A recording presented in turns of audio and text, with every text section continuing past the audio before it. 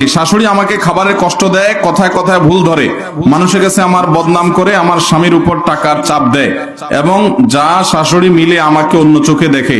তারপরে আমি চাই সবাই মিলেমিশে চলবো, কিন্তু কেউ আমাকে মূল্যায়ন করে না, কারণ আমার বাচ্চা নেই।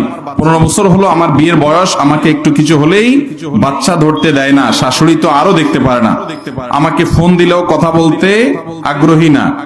এই অবস্থায় তাদের সঙ্গে কথা না বললে গুনাহ হবে কিনা? দেখুন, আমাদের সমাজে একটু আগে আমি বলছিলাম, মেয়েদের প্রতি যে কত জুলুম হয়, কত নির্যাতন হয়। কোন মেয়ের যদি বাচ্চা না হয়, এটা কি তার দোষ? আল্লাহর ফয়সালা। বাচ্চা দেওয়া না দেওয়ার মালিক কে?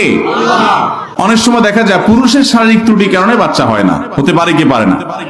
তাহলে এক্ষেত্রে মেয়েদেরকে দোষারোপ করা অবিচার এবং অন্যায়।